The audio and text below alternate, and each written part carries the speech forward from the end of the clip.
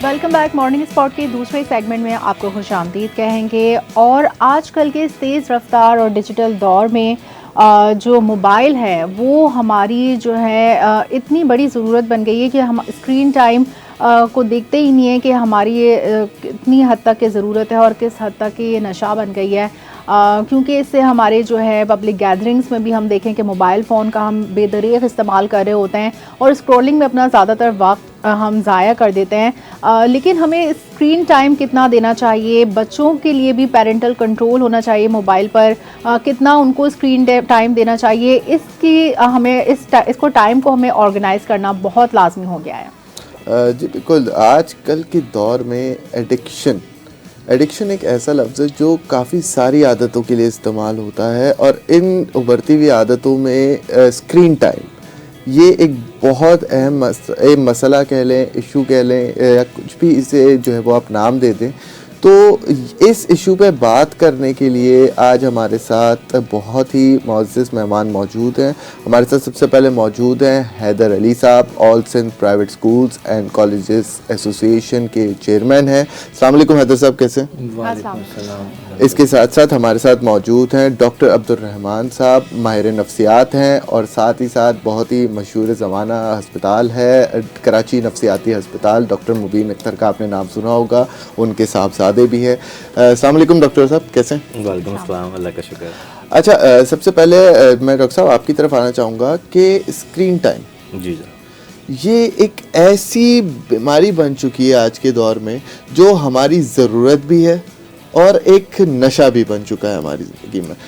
बड़ों के लिए तो जिनका काम प्रोफेशनलिज्म से जो लोग मुंसलिक हैं, जो लोग अपने काम की ज़रूरियात के तहत जो है वो मोबाइल का इस्तेमाल करते हैं या स्क्रीन टाइम यूटिलाइज़ कर रहे होते हैं, तो उनके लिए तो कहा जा सकता है कि उनकी मजबूरी है। लेकिन बच्चे आजकल आप देखें कि बच्चों का गुजारा नहीं है उसके बगैर। बच्चे इतना पूरा घर स्कूल जाएंगे, बाप का भी नहीं है, तो बिल्कुल वो बच्चों को खुद देते हैं ताकि उनका गुजारा हो सके। बिल्कुल ऐसे ही। तो बच्चे घर आएंगे, स्कूल से घर आएंगे, स्कूल जाने से पहले वो कंटिन्यू स्क्रीन टाइम यूटिलाइज कर रहे होंगे, स्क्रीन देख रहे होंगे, स्कूल से वापस आएंगे और रात तक सोने से पहले तक उनका मशगला बाहर आउटडोर फिजिकल एक्टिविटीज की बजाय स्क्रीन टाइम बन चुका है। बिल्कुल ठीक बात। तो इसका बच्चों के दिमाग पे कितना असर पड़ रहा है? देखिए, मैं आपको एक चीज़ और अपने व्यूअर्स को एक चीज़ समझाने की कोशिश करता हूँ। एक हमारी थ्योरी है डोपामीन की। डोपामीन हमारे दिमाग में केमिकल निकलता है जो हमें हमारे एक्शंस पे रिवॉर्ड करता है, जिससे हमें मज़ा आता है, हम अच्छा फील करते हैं। वो हर चीज़ में निकलता है। हम जब दोस्तों के पास जाते हैं, गप्पे लगाते हैं, कोई अपना फेवरेट शौक़ पूरा करते हैं, किताब पढ़ना, क्रिकेट खेलना, टीवी अचीवमेंट फील हो रही हो, तो वो डोपामिन रिलीज होता है, उससे हम बहुत अच्छा फील करते हैं। खाना खाना से भी अच्छा फील करते हैं आप, हर चीज़ से। तो अब ये है कि अब चीज़ें आती जा रही हैं जिससे आपका ज़्यादा से ज़्यादा डोपामिन रिलीज होता है। आपने नोट किया था कि पहले मूवीज़ 3-3.5 घंटों की होती थी, वो छोटी होने शुरू हुई, 2 घंटा, 1.5 घंटा, 1 घंटा। फिर मूवी से बस शिफ्ट होने लगे आप ड्रामोस पे जो कि 1 घंटे के होते हैं, और फिर उससे छोटी बन गए। हाँ, फिर YouTube की वीडियो और भी छोटी, 15-20 मिनट, आधा घंटा। अब शॉर्ट्स का ज़माना है, सेकंड्स। तो हो ये इससे रहा है कि पहले आपको जो 3 घंटे में आपको डोपामिन मिलना था, आपको वो अब 2 सेकंड में मिल रहा है। एग्जैक्टली। ठीक है, तो दिमाग को एक नशा सा इसका लग जाता है। देखिए, बिल्कुल ऐसी है कि आपको एक बंदा नौकरी दे रहा हो कि आपने 8 घंटे काम करना है, मैं आपको 1 लाख रुपए दूंगा। दूसरा बंदा क्या है कि आपने मेरे पास 5 मिनट के लिए आने में आपको 1 लाख रुपए दूंगा, आप कहाँ जाएंगे? दूसरी जगह पे जाना बेवकूफ़ी लगेगा आपको। क्यों भाई 8 घंटे काम करूं? तो ब्रेन भी बिल्कुल इसी तरह वर्क करता है। कहते हैं इतना मजा आ रहा है मुझे, क्यों मैं जाके बाहर जाके क्रिकेट खेलूं? यहाँ पे डॉक्टर साहब मैं एक चीज़ ऐड करना चाहूँगा कि मैं एक क्लिप देख रहा था। उस क्लिप में मैंने देखा कि वो एक माहिर नफ्सियाती थे, वो बता रहे थे कि जो शॉर्ट्स है, इन शॉर्ट्स को जब आप स्क्रॉल करते हैं तो ये जिस लेवल पे जाके डोपामिन प्रोड्यूस करता है आपके दिमाग में, वो it's equivalent to taking drugs. बिल्कुल, मैं ये आपको कहने लगा हूँ कि वो इतना ज़्यादा डोपामिन रिलीज होता है उससे कि इतना मज़ा ब्रेन को आता है कि और भी कुछ करने का दिल नहीं करता। नशे का भी यही है कि नशे में आपको इतना प्लेजर मिलता है, इतना डोपामिन रिलीज होता है कि फिर आपको दुनिया में और कुछ नहीं करना चाहते आप। ठीक है, तो कुछ सही है, नशे से कंपैरिजन करते हैं कि उससे कुछ उतना नहीं रिलीज होता, वो उतना खतरनाक नहीं है, मगर वहाँ तक बात पहुँच सकती है। तो ये नशे में कन्वर्ट हो जाता है। मगर एक और बात कहने की ज़रूरत, और बच्चों में, बच्चे ज़्यादा सेंसिटिव होते हैं, उनका डेवलपिंग ब्रेन होता है, उनके लिए और ज़्यादा एहतियात की ज़रूरत है। मगर किसी भी चीज़ की ज़्यादती ठीक नहीं है, ना बहुत कम ही ठीक है। इस्लाम भी कहता है ना, मियाना रवी का रास्ता, दरमियानी चीज़, बीच का रास्ता होना चाहिए। तो मैं भी ये कहता हूँ कि हमारे लिए ज़रूरी भी है और होना चाहिए, मगर इस पे लिमिट्स होनी चाहिए कि बच्चों के लिए अमूमन कहते हैं आधे से 1 घंटा डेली दे सकते हैं उनको। और उस पर वो देख क्या रहे हैं, कंटेंट पर नज़र रखने की ज़्यादा ज़रूरत है कि एजुकेशनल प्रोग्राम्स हों, कोई फजूल वीडियोस ना हो जिससे कोई गलत चीज़ सीखें। तो आप बच्चों पर नज़र रखें, मगर टाइमिंग अनलिमिटेड नहीं होनी चाहिए। अच्छा डॉक्टर साहब, मैंने देखा है कि जैसे आपने बताया कि पेरेंट्स को भी अपने लिए थोड़ा पीस ऑफ माइंड चाहिए होता है, तो वो भी कहते हैं चलो हम ये काम कर लें, बच्चों को इस वक्त तक हम मोबाइल दे दें। अब बच्चों को तो मोबाइल दे दिया, अब बच्चे मोबाइल पे अपनी मर्ज़ी का कंटेंट सर्च कर रहे होते हैं यूट्यूब पे जाके, फिर वही शॉर्ट्स वाला ज़माना आ गया। मैंने देखा है बच्चे जो ज़्यादातर इंडियन कार्टून है वो बहुत लगातार शॉर्ट्स जो है ना वो बच्चे देख रहे हैं। बच्चों की सेहत पर, जहनी सेहत पर, इसका मेंटल हेल्थ पर क्या असर पड़ता है जब वो इतनी फ्रीक्वेंट वीडियोस देख रहे हैं, एक के बाद दूसरी वीडियो चेंज हो रही है, इतना ज़्यादा इन्फॉर्मेशन उनके दिमाग में जा रही है, कलर्स की जो वाइब्रेशन है वो सब क्या अफेक्ट पड़ता है? देखिए, फ़र्क यही पड़ता है कि एक एडिक्टिव बिहेवियर सा बन जाता है। बल्कि आप नोट करें, जैसे नशे से आप उसका नशा ले लें, वो जितना तड़पता है, चीखता चिल्लाता है, चिड़चिड़ा होता है, बच्चे साहब फोन लेते हैं वो भी उतना ही चिड़चिड़ा होता है। हाँ, ये आपने नोट किया होगा घर में। तो एक उस एडिक्शन की डेवलप हो जाती है, तो इसका बहुत ख्याल रखने की ज़रूरत है। फिर आपने जैसे कहा, हर कंटेंट का एक अलग नुकसान है कि वो जिस तरह कंटेंट देख रहा है उससे उसके माइंड में आता है कि शायद ऐसी ही दुनिया होती है। अब मैं अक्सर कहता हूँ भाई, जैसे बॉलीवुड में प्यार होता है, असल में ऐसे प्यार नहीं होता। ठीक है, तो बिल्कुल इसी तरह जैसे वो फ़ोन में, यूट्यूब में दुनिया देख रहे होते हैं, असल दुनिया वैसी नहीं होती। तो एक कॉग्निटिव डिसोनेंस का शिकार हो जाते हैं। इवन हम भी जब छोटे थे, हॉलीवुड की मूवीज आती थी, तो वो देखते थे, मगर जब बाहर निकलते तो सड़कें, कचरा और दिमाग हमारा वहां पे रहता था, हम यहाँ पे रहते थे। तो समझ नहीं आता था कि क्या होता है, दिल करता था बस वहीं जाना चाहिए, भाई दुनिया, जिंदगी तो अमेरिका में है, ये माइंड होता था। तो हम ताज़ाद हो गया था। तो बच्चों का भी ये होता है, बच्चे समझते हैं भाई ये जैसे बंदा, ये इन्फ्लुएंसर ऐसे जी रहा है, ये गाड़ी, ये घर और ये आसाइश ऐसी होनी चाहिए, तो एक बच्चा इसका शिकार हो जाता है। बिल्कुल, आप ठीक कह रहे हैं। अच्छा हैदर साहब, हैदर साहब हमारे साथ मौजूद हैं, all Sindh private schools and colleges association के चेयरमैन हैं। हैदर साहब, बच्चों के जो मुस्तकबिल है वो तो बाकायदा तौर पे आपके हाथों में है, तो मुझे ये बताएं कि बच्चों के स्क्रीन टाइम को लेकर या उनकी साइकोलॉजिकल हेल्थ को लेकर कोई पॉलिसीज़ डेवलप हो रही हैं, या कोई पॉलिसीज़ जो है वो कुछ इस तरह की आप लाएअमल तय कर रहे हैं? देखिए, बिस्मिल्लाहिर्रहमानिर्रहीम। अब्दुल्ला, बहुत अच्छी बात आपने कही। नॉर्मली अब्दुल हसीब जी, अच्छा, गुजारिश ये है कि टेक्नोलॉजी जिस रफ्तार से तरक्की कर रही है, उस रफ्तार से हमारी जो मुआशरती अक़दार हैं और जो हमारे नॉर्म्स हैं और जो अखलाक़ियात हैं और जो उसके क़वाइद व ज़वाबित हैं, या जिसे आप रूल्स एंड रेगुलेशन कहते हैं, वो डेवलप नहीं हो रहे हैं अभी तक।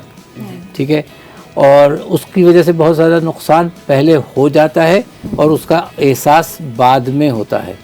जहाँ तक ये स्क्रीन टाइम की बात हो रही है, इस वर्चुअल वर्ल्ड की बात हो रही है, तो डेफिनेटली जैसे आप सब ने इस बात को मेंशन किया कि मैं समझता हूँ कि सबसे पहले तो एक जो कोड ऑफ कंडक्ट होना चाहिए या कोड ऑफ एथिक्स होना चाहिए, वो पेरेंटल लेवल पर होना चाहिए, सोसाइटी की लेवल पर होना चाहिए, और एक इसको यकीनन गवर्नमेंट को भी जो है इसको रेगुलेट करना चाहिए, मॉनिटर करना चाहिए, और एक नेशनल पॉलिसी इस पर होनी चाहिए और बहुत जल्द होनी चाहिए। ये समझिए कि आज जो है वो ऑस्ट्रेलिया ने कुछ दिन पहले 16 साल की उम्र तक बच्चों के सोशल मीडिया के इस्तेमाल पर पाबंदी लगाई है। तो दुनिया भर में ये लैकिंग है कि रूल्स नहीं है, कोई मतलब कोई रेगुलेशन नहीं है, इसकी कोई पाबंदी नहीं है, कोई ज़ाब्ता अखलाक नहीं है। असल में बात यह है कि जो हमें नैरेटिव डेवलप करना है, मतलब एजुकेटर होने के नाते और इस सोसाइटी के एक ज़िम्मेदार आदमी होने के नाते, वो ये कि इस डिवाइस का या इन गैजेट्स का इस्तेमाल क्या है, इसका मकसद क्या है। इसके दो बड़े मकसद हैं, एक इंफॉर्मेशन और दूसरे कम्युनिकेशन। अनफॉर्चुनेटली हमने इंफॉर्मेशन को और कम्युनिकेशन को पीछे रख के इसमें तीसरा जो फैक्टर ऐड किया है इंटरटेनमेंट। जब ये ऐड हो जाता है तो ये चीज़ नुकसानदेह हो जाती है। ये बच्चों को बराबर कराने की ज़रूरत है और ये बड़ों को भी समझने की ज़रूरत है कि ये टेक्नोलॉजी, ये डिवाइस, ये गैजेट जो मेरे हाथ में है, ये स्मार्टफोन जो है, ये मेरे लिए इंफॉर्मेशन का और कम्युनिकेशन का ज़रिया है। अगर इंफॉर्मेशन और कम्युनिकेशन की हद तक, यानी इंफॉर्मेशन का मतलब ये है कि जो नॉलेज लेनी है, जो आपको चाहिए वो आप लें। हो क्या रहा है इस बढ़ते हुए स्क्रीन टाइम की वजह से कि बच्चों को या बड़ों को भी, एडल्ट्स को भी और यूथ को भी अननेसेसरी, अनवांटेड और बहुत ही एक्स्ट्रा और डिफरेंट जो है इंफॉर्मेशन, एक जो उसकी ज़रूरत ही नहीं है किसी लिहाज से, वो उसको मिले जा रही हैं जिसका कोई इस्तेमाल नहीं है, जिसका कोई आउटपुट नहीं है। और इसी तरीके से ये जो जैसे डॉक्टर साहब ने कहा कि फिल्म से शॉर्ट तक आए, शॉर्ट से रील तक आए, इससे नुकसान क्या होगा या हुआ है कि वो फोकस, वो कंसंट्रेशन, वो स्पैन ऑफ कंसंट्रेशन, जो तवज्जो का टाइम था वो बहुत ज़्यादा रिड्यूस हो गया है। अब बच्चे को 2 मिनट से ज़्यादा अपना फोकस मेंटेन करने में मतलब दिलचस्पी ही नहीं रही, उसमें स्टेमिना ही नहीं है कि वो इससे ज़्यादा फोकस कर सके या कंसंट्रेट कर सके। तो हमारी फोकस ख़राब होगा तो उसकी हर चीज़, चाहे उसकी स्टडीज़ हो, चाहे उसकी कोई कॉग्निटिव डेवलपमेंट हो, चाहे उसकी इमोशनल डेवलपमेंट हो, चाहे उसकी स्पिरिचुअल डेवलपमेंट हो, हर डेवलपमेंट उससे मुतासिर हो जाएगी बिकॉज ऑफ कि वो डीफोकस्ड हो गया। एग्जैक्टली। और फोकस नहीं कर पा रहा। सर आप जो है ज़ाहिर माहिर तालीम हैं, चेयरमैन हैं ऑल प्राइवेट स्कूल एसोसिएशन के, आपने क्या अभी तक ये पॉलिसी मुरतब की है कि जिसकी वजह से बच्चे जो हैं वो ख़ास तौर पर इस तरफ इंफॉर्मेशन की तरफ आएँ, ज़्यादा एंटरटेनमेंट से ज़्यादा? देखिए, इन आईटी इन एजुकेशन ये हमारा गुज़िश्ता 10 सालों का तकरीबन 1 डेकेड से ज़्यादा हो गया है कि ये हमारा टॉपिक और सब्जेक्ट बना हुआ है। ठीक है, टेक्नोलॉजी को महदूद पैमाने पर जो है वो एजुकेशन में इस्तेमाल करना चाहिए। और जहाँ तक प्राइवेट स्कूल्स की बात है या स्कूल्स की बात है, यकीनन हर टीचर, हर उस्ताद जो है वो पेरेंटल गाइडलाइंस जो है वो देता रहता है। लेकिन अब जो रिसर्च कह रही है वो ये कि बच्चों से ज़्यादा एडिक्शन जो है ये बड़ों में आ गई है, जिसकी वजह से बड़े जो है वो नाकाम नजर आते हैं हमें बच्चों को होल्ड करने में, बच्चों को भी वही देखेंगे जो बड़े कर रहे होंगे। तो बच्चे सुनते नहीं हैं, बच्चे देखते हैं। हम सुनाने की हद तक उन्हें कहते हैं कि स्क्रीन टाइम कम कर दो, लेकिन हम उन्हें खुद करके दिखा रहे होते हैं कि हमारा स्क्रीन टाइम इतना है, तो वो देखकर हमें सीख रहे होते हैं। तो यकीनी तौर पर बच्चों को अगर इंगेज किया जाए, जैसे अब्दुल हसीब ने कहा था कि फिजिकल एक्टिविटीज़ में और एक फैमिली टाइम और फैमिली बॉन्डिंग क्रिएट की जाए, तो वो बहुत ज़बरदस्त चीज़ है।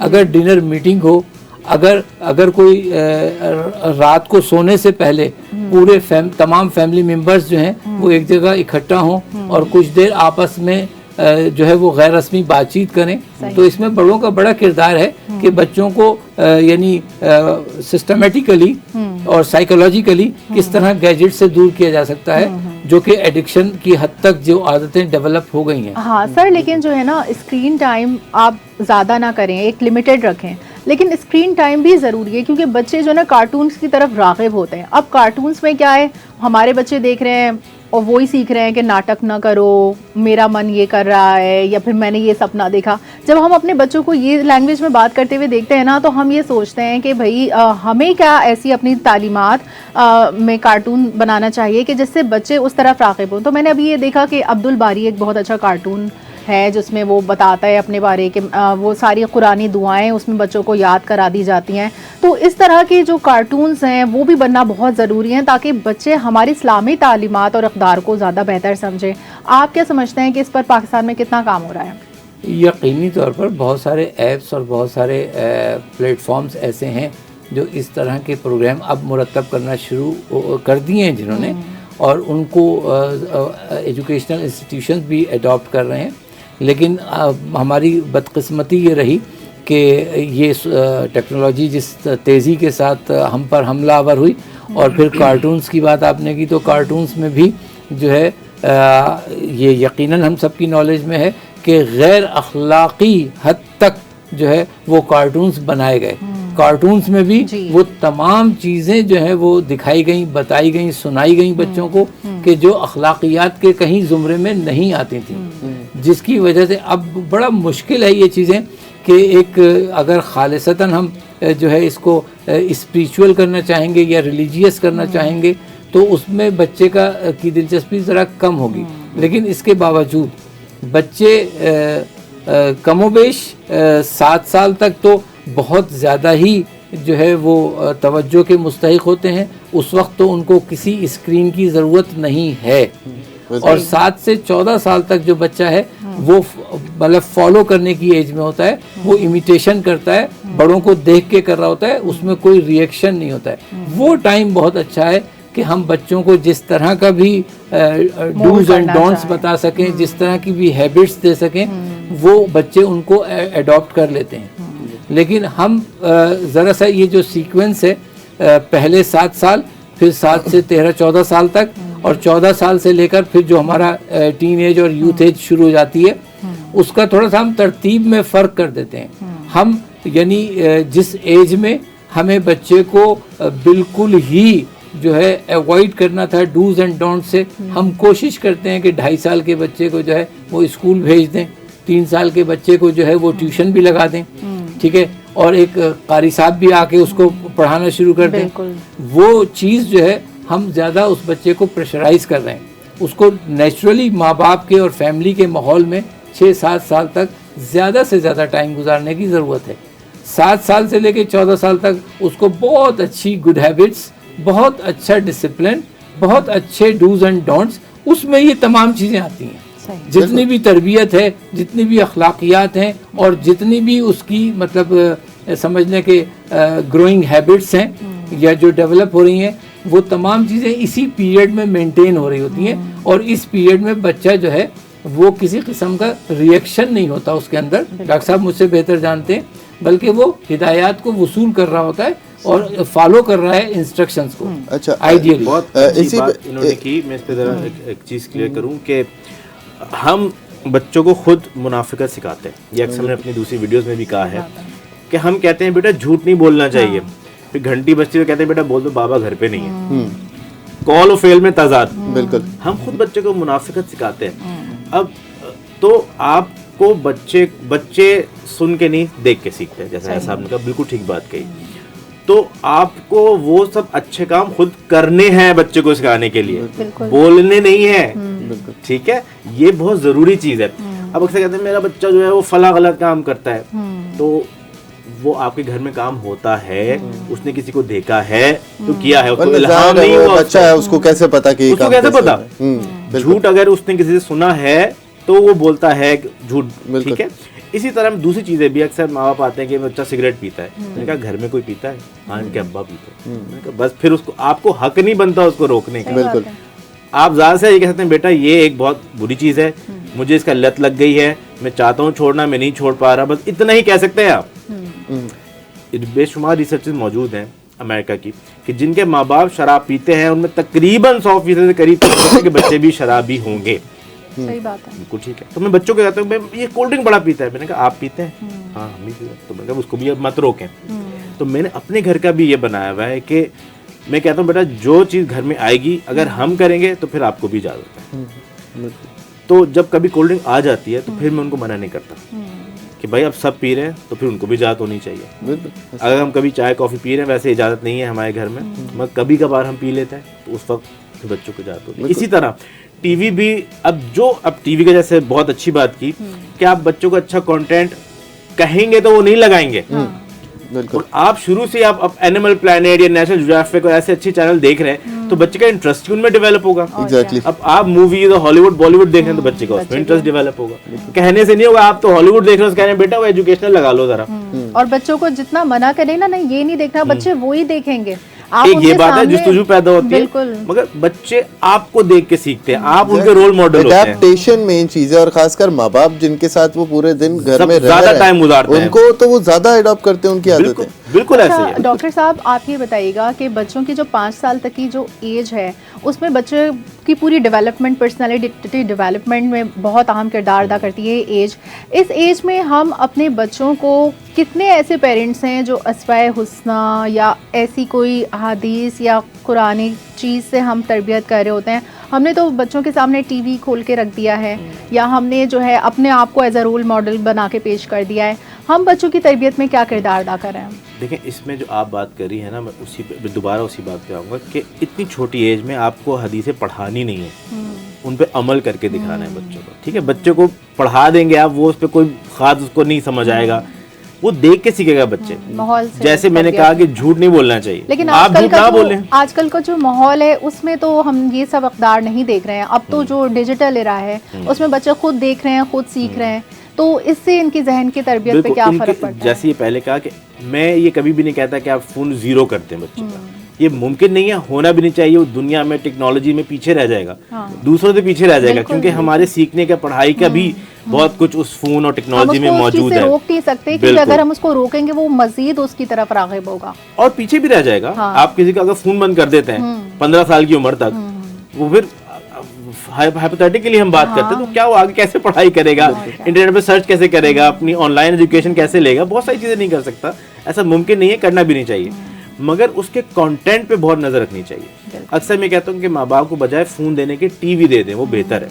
फोन से एक फिजिकल नुकसान भी ये होता है कि आंखें खराब हो जाती हैं, कि करीब की तरह देखते रहे घंटों, तो वो करीब की आंखें उतनी ही साइज हो जाता है, तो करीब की नजर, उनकी दूर की नजर खराब हो जाती है करीब देख देख के। आजकल आप जो है वो चैट जीपीटी पे भी हेडेक के रीजन सर्च करें तो वो बोलता है कि अपना फेस जो है वो, अपनी जो नेक है वो टिल्ट ना करें ज्यादा, और फेस को जो है वो मोबाइल को दूर रखें। तो मोबाइल के फिजिकल नुकसान भी बहुत, जब घंटों देखें, खास तौर पे बच्चों में तो होते हैं, तो बेहतर है एक तो आप टीवी पे दें, वो दूर भी होगा उससे, फिर उसमें आप देख भी सकते हैं कि बच्चा देख क्या रहा है, उस पर नजर रख सकते हैं। फोन में तो कोने में हो गया, नहीं नजर आएगा आपको। तो टीवी देने का ये फायदा है कि आप टाइम का मेजर कर सकते हैं, भाई आधे से 1 घंटा दें, कंटेंट क्या देख रहे हैं वो उसमें आप देख सकते हैं कि बेटा आपको ये देखने की इजाजत है, या आप देखें वो चीजें। और कभी बच्चे ने गलती से लगा लिया तो कहते हैं बेटा ये नहीं देखो, ये अच्छा नहीं है। जी। तो अच्छा, इस मैं चीज़ से हैदर हो साहब सकता से है। सवाल करना चाहूँगी। हैदर साहब, पहले पीटीवी के दौर में सुबह मॉर्निंग शो से जब आगाज़ होता था तो एक हम देखते थे कि तालीम भी साथ साथ दी जाती थी, पेंटिंग सिखाई जाती थी, मतलब इस तरह की, फिर एक्सरसाइजेस का एक सेशन होता था। अब जो है हमारे टीवी पर ऐसी कौन सा चैनल है जहाँ पर कोई इस तरह से तालीम सिखाई जा रही हो, या कुरान की तालीमात हो, या फिर जर्नल नॉलेज हो, इस तरह का कोई ऐसा कंटेंट अभी तक किसी टीवी पे प्रोड्यूस हुआ है? लेकिन पीटीवी इस सिलसिले में बहुत सारे प्रोग्राम्स रखता है, और ये जो डिस्टेंस एजुकेशन है उसमें उनका बड़ा अच्छा वाइटल रोल है। लेकिन ये तमाम चीज़ें जो हैं वो फिर उस तमाम फैसिलिटीज़ से वाबस्ता हैं कि घरों तक वो तमाम इलेक्ट्रिसिटी या टीवी या केबल, वो सब नेटवर्किंग मौजूद है या नहीं है। तो अभी भी हम इन तमाम चीज़ों से टेक्नोलॉजिकली बहुत दूर हैं। हमें इन तमाम चीज़ों को यकीनी तौर पर एक टूल के तौर पे, एक मददगार के तौर पे इस्तेमाल करना है, न कि इसको अपने ऊपर मतलब गालिब कर लेना है। बिल्कुल, इन पे डिपेंडेंट नहीं अपने बढ़ते हुए बच्चों का जो मामला है, उनके यानी अब वो उन पे नैरेटिव इम्पोज हो गया है बाहर का, और एक तरीके से हमारा बच्चा हमारे साथ रहते हुए भी हमारा नहीं है, वो हाईजैक हो गया है। तो ये सारे मसाइल जो हैं वो यकीनन इस वक्त दरपेश हैं।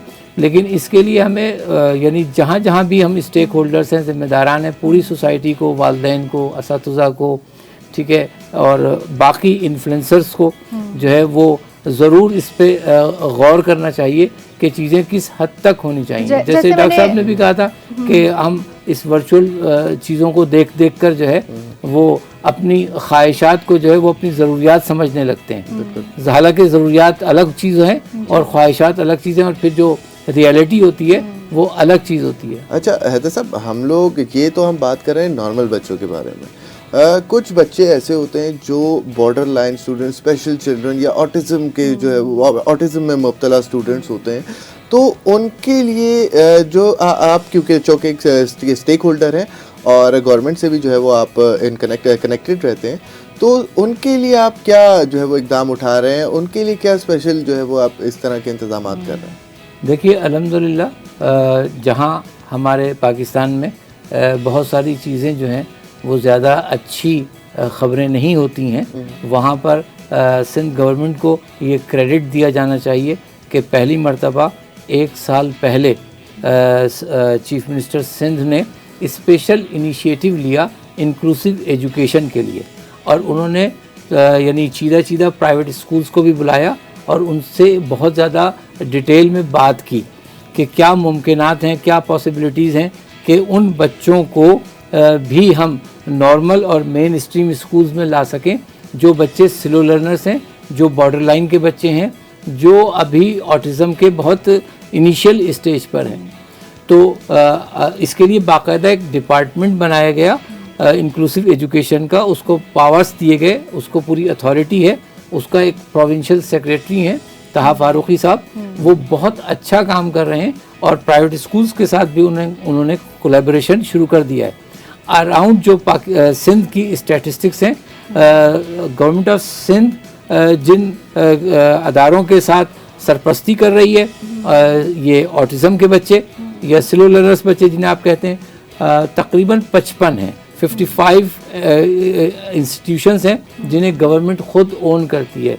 इसके अलावा जो स्टैटिस्टिक्स बताती हैं वो ये कि तकरीबन 10 लाख के करीब बच्चे सिंध में जो है इस प्रॉब्लम का शिकार हैं, और गवर्नमेंट इंस्टीट्यूशंस में जो कैपेसिटी है, उन्होंने हमसे डिस्कस किया कि 50,000 मैक्सिमम है कि हम इन बच्चों को डील कर सकते हैं। अभी भी 9.5 लाख बच्चे जो हैं वो स्लो लर्नर्स हैं, या वो ऑटिज़म का पहला स्टेज वाले बच्चे हैं, या बॉर्डर लाइन बच्चे हैं जो अभी तक इंटरटेन नहीं किए जा रहे। तो इस सिलसिले में हमने उनके साथ इस बात पर इत्तेफाक किया कि हम अपने दरवाज़ों, अपने एडमिशन्स ओपन करेंगे उन बच्चों के लिए भी कि जो बहुत यानी बॉर्डर लाइन के बच्चे हैं, जो स्लो हैं, लेकिन अगर कुछ ज़्यादा मॉडरेट या सीवियर स्टेज के बच्चे हैं वो तो सिर्फ स्पेशल स्कूलों में जाते हैं। लेकिन हम लाखों बच्चों को जो है वो अपनी तवज्जो से, सिर्फ अपनी शफ़क़त से जो है वो जो है नॉर्मल बच्चों के साथ के लेवल पर ला सकते हैं। तो गवर्नमेंट ऑफ सिंध भी इस सिलसिले में काम कर रही है, और हम प्राइवेट स्कूल्स भी इस सिलसिले में अपना कंट्रीब्यूशन दे रहे हैं, और सोसाइटी को भी इसमें जो है वो ओपन माइंड होना चाहिए और इन सब बच्चों को कबूल करना चाहिए। और पेरेंट्स में इस बात की आगाही ज़रूर होनी चाहिए, और उनको ये हौसला रखना चाहिए कि वो किसी किस्म की शर्म न करें, महसूस न करें कोई शर्म कि उन बच्चों में अपने, अगर वो देख रहे हैं कि ये बच्चा फोकस नहीं कर रहा है, ये बच्चा सही से आई कांटेक्ट नहीं कर पा रहा है, या इसकी जो इनवॉलंटियर मूवमेंट्स हैं वो कुछ गैर मामूली हैं, तो वालिदैन को भी इस पर निगाह रखनी चाहिए और स्कूल में उनको बताना चाहिए, और जिस स्टेज का बच्चा हो उसी हिसाब से। इनिशियल स्टेज के बच्चे जो हैं, ज़्यादा बच्चे ऐसे हैं कि जो इंटरटेन किए, यानी जिन्हें ट्रेन किया जा सकता है, जिन्हें टीच किया जा सकता है नॉर्मल बच्चों के साथ। मेजॉरिटी केसेस माइल्ड होते हैं ऑब्वियसली, तो उनका ख्याल रखें। बहुत छोटी छोटी चीज़ें करनी होती हैं जिससे उनका ख्याल रखा जा सकता है। एक डॉक्टर साहब, एक बहुत ज़रूरी एस्पेक्ट है कि हैदर साहब ने जिस तरह बताया, एक डिलेमा है कि बच्चा जब 2.5 साल का, 3 साल का होता है ना, हमने एक स्टैंडर्ड सेव किया हुआ है कि यार एक स्टैंडर्ड सेट किया हुआ है अपना कि बच्चा 2.5 साल का है तो उसको फ़ौरन नर्सरी में डाल दो, उसके बाद फिर वो 3 साल का या 4 साल का हो जाता है तो बाकायदा तौर पर पूछा जाता है कि आपका बच्चा जो है वो इतने साल का है तो ये इस क्लास में क्यों नहीं है। तो यहाँ पर एक फैक्टर है कि बच्चे की एक्चुअल एज और उसकी मेंटल एज में बहुत फ़र्क होता है, और यहाँ पे हमारे जो एरा में इस चीज़ को नोटिस नहीं किया जाता। तो इस चीज़ को कैसे आइडेंटिफाई किया जाए कि कौन सा बच्चा किस मेंटल एज में है, किस मेंटल स्टेज पे है, और उसको उसकी एज के हिसाब से किस स्टैंडर्ड में, किस लेवल पे स्टडीज़ प्रोवाइड करनी चाहिए। बिल्कुल, देखिए जैसे मैंने पहले कहा, जो भी स्कैंडिनेवियन कंट्रीज़ हैं, नॉर्वे, फिनलैंड वगैरह, जिनका निसाब जो है दुनिया में सबसे अच्छा, एजुकेशन सिस्टम दुनिया में सबसे अच्छा माना जाता है, वो तो 7-8 साल तक बच्चों को स्कूल में डालते ही नहीं है, उसके बाद ट्रेनिंग शुरू करते हैं। तो उससे पहले तक तो माँ बाप के साथ ही बच्चे को रहना चाहिए, छोटी छोटी चीज़ें सीखे, घर में माँ बाप के रवैये से सीखे, कैसे बोलना है, कैसे बैठना है, कैसे उठना है, कैसे लोगों से बात करनी है, चीज़ें शेयर करना। छोटी छोटी चीज़ें होती हैं जो आप बच्चों को सिखाते हैं, अपनी चीज़ें शेयर करना, लोगों से प्यार करना, फला छोटे मोटे काम करना। तो तहजीब व तमद्दुन और ये सब पे आप उस वक्त जोर दें। तो पहली बात तो ये हो गई। फिर ये है कि जब एक बच्चा हो जाए 8-9 साल का, फिर उसकी जब आप शुरू करें तो उसके थोड़े बहुत टेस्ट होते हैं बच्चे को। अब ये स्कूलों का काम होता है, कुछ स्टैंडर्डाइज टेस्ट भी मिलते हैं, तो वो टेस्ट लगा के उनका IQ, उनका मेंटल एज पता चल जाती है कि भाई ये बच्चा इधर स्टैंड करता है, इसको इस स्टैंडर्ड के साथ रखना चाहिए, ऐसे बच्चों के साथ इसको रखना चाहिए। तो उस हिसाब से फिर जो है बच्चे को क्लास में या क्लासेस का सिस्टम भी कोई बहुत ज़्यादा एक्यूरेट नहीं है। जरूरी नहीं है कि 7 साल का बच्चा फला क्लास में, हर 7 साल का बच्चा उसी क्लास में जाए। तो ये वो उसकी कैपेसिटी के हिसाब से बच्चे को उसके सेक्शन में डालना चाहिए। क्या हमारे स्कूल्स में इस तरह बच्चों का IQ टेस्ट लिया जाता है और उस तरह से फिर फॉर्म फिल करवाकर या फिर एक टेस्ट की बुनियाद पर फिर उनको क्लासेस में एनरोल किया जाता है? इस तरह से कोई ऐसा स्पेशलाइज्ड सिस्टम हमारे पास एडमिशन या एंट्री लेवल पर नहीं होता कि हम उनका कोई साइकोलॉजिकल टेस्ट या स्क्रीनिंग के साथ गुजार के हम बच्चों को करें। अलबत्ता ये ज़रूर है, जैसे डॉक्टर साहब ने कहा कि कुछ जो स्टैंडर्ड मॉडल्स मिलते हैं, हम अपने एडमिशन या प्लेसमेंट टेस्ट जो है वो उसी हिसाब से डिज़ाइन करते हैं और हम उसी से करने की कोशिश करते हैं। लेकिन वो भी एक्सपर्ट्स बताते हैं कि इस तरह से आप किसी बच्चे को 15 मिनट में या 45 मिनट में जो है असिस्ट नहीं कर सकते। इसकी अगर बाकायदा असेसमेंट करनी है तो इसके कई सेशंस होंगे, तब जाके कहीं आप डायग्नोज कर पाएंगे, फिक्स कर पाएंगे कि इस बच्चे में कोई प्रॉब्लम है या नहीं है। तो इस तरह की कैपेसिटी तो हमारी नहीं होती है। हमने एडमिशन्स जो है वो अपने एक लिमिटेड टाइम में करने होते हैं और नॉर्मली कुछ जनरल टेक्निक्स हम जो हमारे एडमिशन टेस्ट लेते हैं लोग, उनको ज़रूर पता होती हैं और वो उसी के थ्रू कर रहे होते हैं। प्रॉब्लम ये है कि घर हो या स्कूल हो, अब प्री स्कूलिंग भी जो है वो बहुत ज़्यादा आम हो गई है। अच्छा, इसके साथ साथ होम स्कूलिंग का भी स्लोगन आप बहुत ज़्यादा सुन रहे हैं। तो दोनों चीज़ें अपनी जगह ठीक हैं, बस तरबियत में हम सबको इस बात का ख्याल रखना है कि पहले 7 साल हमने बच्चे को सिर्फ और सिर्फ इंडिपेंडेंट करना है। ठीक है, आपका जदीद तरीन जो मॉन्टेसरी सिस्टम है या किसी भी मुल्क का निज़ाम तालीम आप उठा के देख लें, तो उसमें जो भी है 7 साल तक बच्चे को सिर्फ और सिर्फ जो है वो ज़िंदगी कैसे गुजारी जाती है, ठीक है, ये सिखाया जाता है, उसको इंडिपेंडेंट किया जाता है। एक दफ़ा जब बच्चा इंडिपेंडेंट हो जाएगा, जैसे आपने भी कहा कि 5-6 साल तक बच्चों की शख्सियत जो है यकीनी तौर पर 96% उसका ब्रेन जो है वो डेवलप हो चुका होता है और पहले 7 साल का असर जो है पूरी ज़िंदगी पे होता है। तो 7 साल तक बच्चों को अगर हम प्यार से, मोहब्बत से, टच के साथ, उनकी केयर के साथ जो है इंडिपेंडेंट कर लें, तो फिर 7 से 14 साल की जो एज है उसमें हम उनको सारी वो चीज़ें डिसिप्लिन की दे दें जो आप और हम चाहते हैं। तो अब असल बात यह है कि हम बहुत छोटे से बच्चों पर जो गैर ज़रूरी दबाव डालते हैं या उनकी ये हम महसूस ही नहीं करते कि बुली कितना बड़ा प्रॉब्लम है हमारी क्लासरूम का, हमारे इवन घरों का भी। छोटे छोटे बच्चों को जो है, दूध पीते बच्चों को भी जो है वो माएँ जो है फिजिकली पनिश कर देती हैं, ऐसे ही अपना गुस्सा बच्चों पे उन पे उतार देती हैं। तो एक थपथपी जो है, एक शाबाश जो है वो बच्चे को कहाँ से कहाँ पहुँचा देगी और एक थप्पड़ जो है वो एक बच्चे को कहाँ से कहाँ ले आएगी। तो हमें 7 साल तक बहुत कॉन्शियस होना चाहिए, चाहे हम टीचर हों, चाहे हम पेरेंट हों, चाहे हम बड़े हों। बिल्कुल, और इस तरह का ट्रॉमा जो है लाइफ लॉन्ग रहता है, लाइफ लॉन्ग रहता उसके साथ कुछ इस तरह से फिर उसके बाद आप 7 से 14 साल तक जो है उसको बेहतरीन डिसिप्लिन दें और बेहतरीन उसको डूज और डोंट्स का कॉन्सेप्ट दें और उसकी जो अच्छी हैबिट्स हो सकती हैं डेवलप करें और उसके बाद फिर उसको रेस्पॉन्सिबल करें 13-14 साल की उम्र तक। अब हमारे यहाँ फिर एक वही मशक़ी जो रवायत है कि बच्चा जो है वो एडल्ट भी हो गया, सब कुछ हो गया, लेकिन उसको बच्चा ही समझा जा रहा है। बिल्कुल, यानी उसको कोई जिम्मेदारी नहीं दी जा रही, उसको किसी खुशी गमी में शरीक नहीं किया जा रहा, उसको किसी मशवरे में शामिल नहीं किया जा रहा। अगर 16, 17, 18 साल के बच्चे को या बच्ची को वालिदैन किसी चीज़ में शरीक नहीं करेंगे, स्कूल असतिज़ा अपने इंतज़ामात में, अपनी तदरीस में शरीक नहीं करेंगे, तो उन बच्चों में न तो कोई लीडरशिप स्किल्स पैदा होंगी, ना मैनेजमेंट स्किल्स पैदा होंगी, और उनकी दोस्ती जो है फिर वो अफरा तफरी का शिकार हो जाएगी। उनमें क्रिएटिव सलाहियतें कहाँ से पैदा होंगी इस तरह से। अच्छा, आखिर में एक और मैं सवाल आपसे करना चाहूँगी कि हमारी आबादी का कुछ हिस्सा डेफ एंड डम बच्चों पर भी मुश्तमिल है। जब वो टीवी देखते हैं तो उनको उससे क्या समझ आता होगा? पहले आता था बोलते हाथ और इशारों की ज़बान में भी एक तरफ से बात चल रही होती थी ताकि उन बच्चों को कैटर कर सकें जो कि बोल या बोलने में या सुनने में जो प्रॉब्लम हो रहा है उनको। अब हमारे पास इस तरह का कोई नहीं प्रोग्राम चलता टीवी पर कि जिसमें ऐसे बच्चों को कैटर किया जा रहा हो। आप बिल्कुल सही कह रही हैं।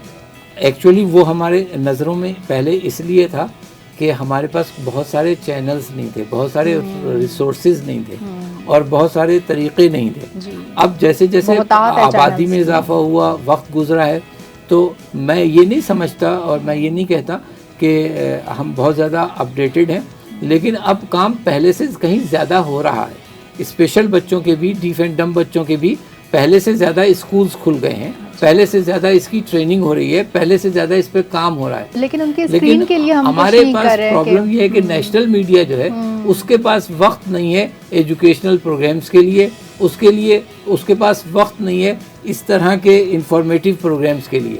और जब उनसे बात की जाती है तो फिर वही एक बात कि उसके लिए कोई स्पॉन्सरशिप नहीं है। तो चूँकि कमर्शलाइजेशन ज़्यादा हो गई है इस ग्लोबलाइजेशन में, तो हम सब उसका शिकार होकर, और ये जो थोड़ा सा सोशल सर्विस की चीज़ें थी जिन पे हमें हर चैनल को, मैं समझता हूँ कि आज भी जो है हमारी अथॉरिटीज़ चाहें तो हर चैनल को, हर मीडिया को जो है वो पाबंद कर सकते हैं कि इस तरह के एजुकेशनल प्रोग्राम्स के लिए, इस तरह की ट्रेनिंग्स के लिए अपना कुछ प्राइम टाइम में से टाइम निकालें। एग्जैक्टली। अच्छा डॉक्टर साहब, इस तरह से बच्चों की कॉग्निटिव बिहेवियर पे क्या फ़र्क पड़ेगा कि वो अपने आप को, इस तरह के डेफ एंड डम बच्चे या फिर स्लो लर्नर्स जो हैं, वो अपने आप को लेफ्ट आउट फील ना करें, क्योंकि टीवी पर तो उनके लिए कुछ नहीं चल रहा। बिल्कुल। देखिए, जैसे आपने पहले बात की थी कि आम बच्चों के लिए भी कोई, हम पाकिस्तानी मुसलमान बच्चों के लिए कोई कंटेंट ही नहीं मिलता। जब आप यूट्यूब पे जाते हैं कि इसको मैं क्या लगाऊं, तो आपको कोई कंटेंट ही नहीं मिलता है, बहुत मुश्किल से थोड़ा सा कंटेंट मिलता है। तो स्पेशल बच्चों के लिए तो वो लाख गुना ज़्यादा वो मसला बढ़ जाता है कि वो थोड़ा सा कंटेंट भी मौजूद नहीं है। तो इससे बच्चे जो हैं बहुत उनके वैसे ही बुली भी ज़्यादा होते हैं ऐसे बच्चे, और उनकी सेल्फ कॉन्फिडेंस, उनकी सेल्फ इस्टीम बहुत लो होती है, पहले लेफ्ट आउट फील करते हैं, और ये मसला फिर और ज़्यादा बढ़ता है। इसके लिए तो देखें, जैसे है साहब ने कहा कि और इस तरह की बीमारियां भी उनमें ज़्यादा होती हैं। बिल्कुल ज़्यादा होती हैं, और जितना स्ट्रेस और ऐसा एनवायरनमेंट ज़्यादा होगा, जितना बुलिंग, ऐसे बच्चों की बुलिंग भी ज़्यादा होती है, तो ये चीज़ें बढ़ जाती हैं। तो ये हुकूमत का सबसे ज़्यादा काम बनता है कि इनका ख्याल रखें, क्योंकि देखें ये कभी भी नहीं होगा। हमेशा कमर्शियल जो चीज़ें बनती हैं वो प्रॉफिट के लिए बनती है, वो एंटरटेनमेंट जिसमें ज़्यादा होगी लोग उसी तरफ जाएंगे जहाँ पे ज़्यादा पैसा कमाएंगे। ये एक पूरी दुनिया का यही निज़ाम है। तो ऐसी चीज़ें जो होती हैं ना, ये इसको गवर्नमेंट को इनिशिएटिव लेने पड़ते हैं इसके लिए कि वो टैक्स पेयर मनी यूज़ करके ऐसे बच्चों का, स्पेशल बच्चों का ख्याल रखें, उनके लिए भी कंटेंट बनाएं। बिल्कुल ऐसे ही डॉक्टर साहब, बहुत सारी इस्लाहात की ज़रूरत है, और आगे भी जो है वो हमारे ज़िम्मेदारान हैं, स्टेक होल्डर्स हैं, और डॉक्टर साहब जैसे माहिर नफ्सियात हैं जो इन चीज़ों में काफ़ी मदद कर सकते हैं, इस सिस्टम में बेहतरी लाने में काफ़ी मदद कर सकते हैं। लेकिन ये इस्लाहात का सिलसिला तो जारी रहेगा और ये एक शो के अंदर कवर नहीं हो सकता। लेकिन इन दी एंड हमें बस इतना समझने की ज़रूरत है कि हमें अपने बच्चों पे ख़ास ध्यान देना चाहिए। हर एक चीज़ का म्याना रवि, जैसे कि डॉक्टर साहब ने शुरू में कहा कि म्याना रवि बहुत ज़रूरी है। किसी भी चीज़ का एक्सेस हो जाना, उसकी एक्सेसिवनेस जो है वो हमेशा नुकसान देती है, चाहे वो कम हो या वो ज़्यादा हो, नुकसान देता है। तो म्याना रवि बहुत ज़रूरी है। इसी के साथ मुझे और अफशीन को दीजिए इजाज़त। पाकिस्तान जिंदाबाद। अल्लाह हाफ़िज़।